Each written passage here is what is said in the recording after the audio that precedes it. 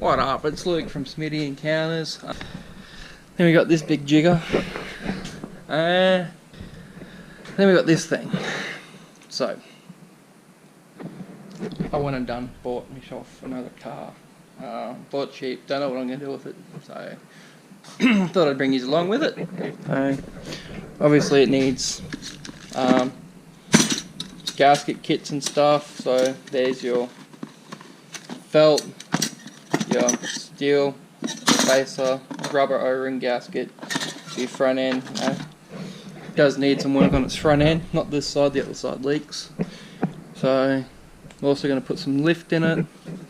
Go through the motor, replace a few gaskets and stuff which are leaking and weeping, clean up the interior, just go through it.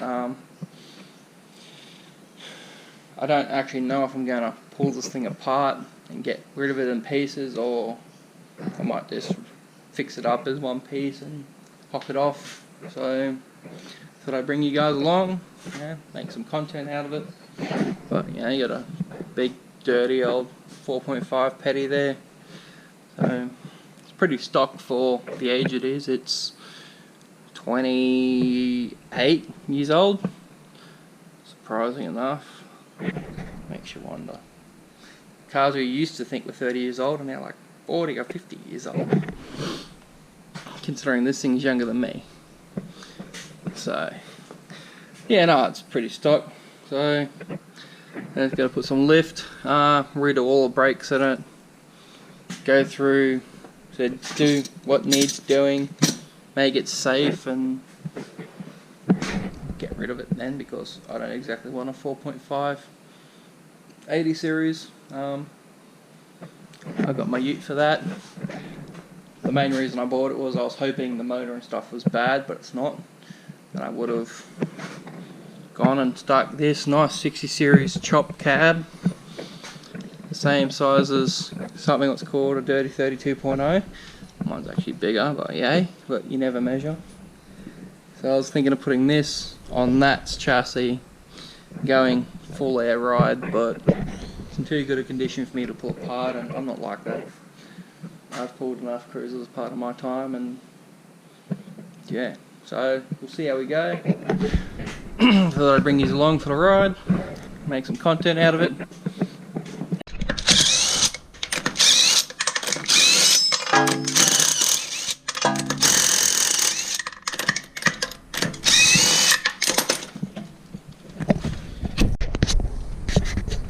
What we gotta do is we gotta fix this seal here with leaking, obviously, but there's also leaking on the back side of the seal hull. And then we gotta change out the factory coils, get rid of the shocks and put aftermarket 2-inch in it. Check all those ball joints and get through it. Yeehaw. And this is why I'm doing this sort of stuff. So got a bucket, cut up 20 litre drum. You can't see it, but get my torch out of my phone. Look at all the oil. Let's get hold of that. Someone's slow off the truck. Next door, more landscaping crap.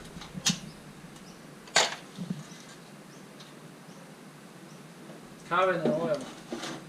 You know when brass copper hammer?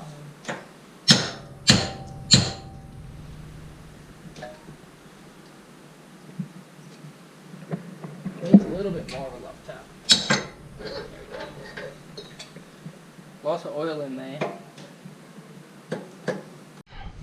Bam. It's like that's all pulled out. Most of the loose bolts are in the fuel, but straight 95. I've already given this thing a bit of a blast with some degreaser just to clean it out. So right there is our culprit that doesn't want to seal properly. The inner axle seal's let go, which has filled everything full of oil. Mine the sniffly nose.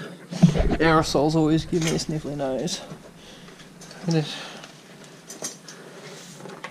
grab this stick it all over fucking here if I can find it.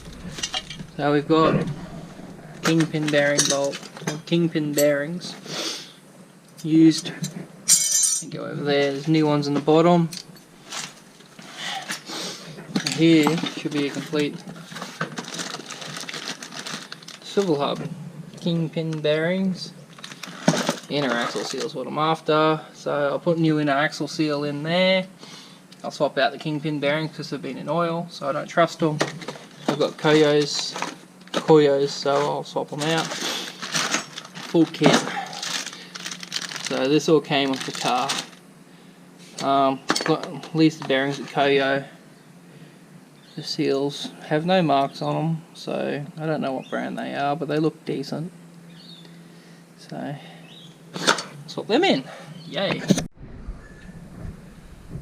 Righto, we're at the point of reassembly. The swivel housing's off. It's been cleaned mostly. I've still got to run around the edges and clean them off. CV is being repacked with molly grease. So literally just gone and bought some molly grease because I need to buy more bearing grease. So I repacked, or forced more molly grease in past the balls on the CV. Packed the back of it, put a smear over around the casing, all on the inside. Now I'm just packing up the kingpin bearing, the slot in there. The bottom one is over on this side to keep them separated. Some people say bearings are made in like two a pair. Some people say you can mix your bearings and your races up as long as you haven't been used.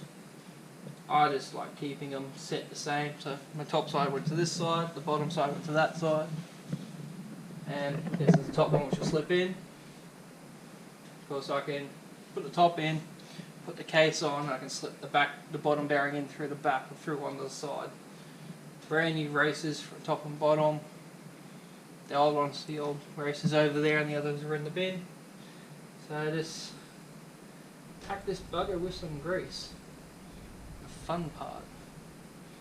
I don't know what takes longer, packing bearings full of grease or cleaning it with fresh grease off yourself afterwards.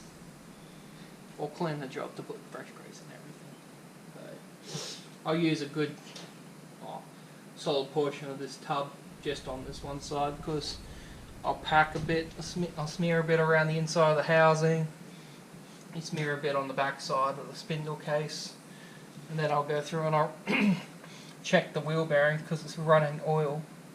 I'll check the wheel bearings for wear before I replace them. If they're still good, I'll just repack them. If they look like they've got damage, it's cheaper just to put a new set in.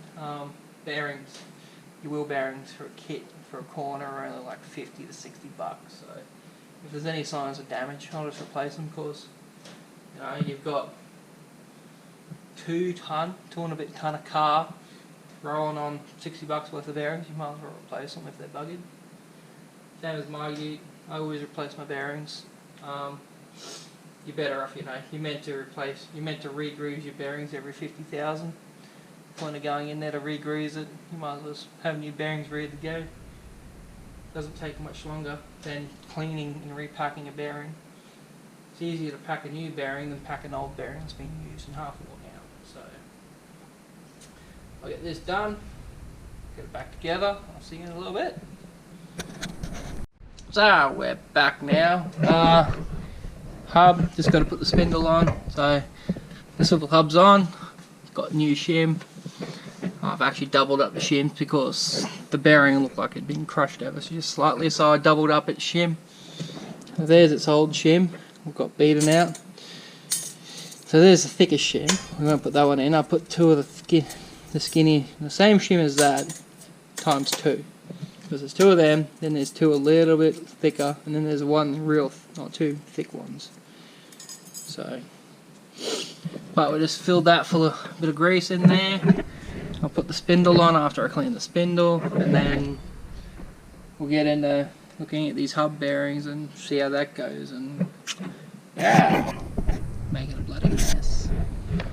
So much meat boots, grease all over me.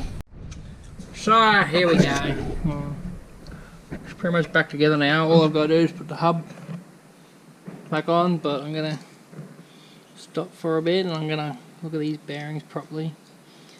No, I can tell you right now, haven't been on there tight enough. It's nice and shiny in there. There's no shine on the rollers. So they've been running oil for too long, not enough grease. Like there's no grease in there at all. So I'll repack its bearings. Well, actually I'll swap its bearings out and put a new set of bearings in it, and we'll get it on here too. But it's all done up. So this fault with the plates on the back, I ended up degreasing this plate and still some brake fluid on it, or brake dust on it, but that's bedded into the steel a fair bit without giving it a scrub and etching the paint off. So I'll see you in a little bit. Wow, it's the next day here now. Got it all done on this side yesterday. Got it all back together. No leaking on it overnight. Can't even spin it because obviously constant forward drives and solid front axle. So I'll jack this side up. Well, it's already jacked up. But I'll do the same, go and check this side. Hopefully it's not as bad as the other side. So I'll move all my mess to the other side, and got this little bozo out here today. Give me a boy. Here. Sit. Sit. Shake. Oh, you're a good boy. It's my 4-year-old Staffy. I don't think he likes the GoPro. I don't think he likes the GoPro. You want it? You want it? Alright, buddy. So, but yeah, we'll get stuck in the other side of this cruiser. So I didn't film obviously anything else of putting the hubs back on, but I might film a bit more of this other side. We're ripping into it. The wheels won't go back on because I'll see where the tie down points are right there. So I'll pick the front end up with the gantry and I'll put the 2-inch lift in the front. And then this week I've got brake lines coming to suit the lift. So I'll put them in as well, and then I'll re-bleed the brakes and go through them. He's always listening for the cracks and the heat expansion in the roof and stuff. What is it, boy? What is it? Wait, what is it? What is it? What is it? You want it? You want it? What is it? Get it. Go get it.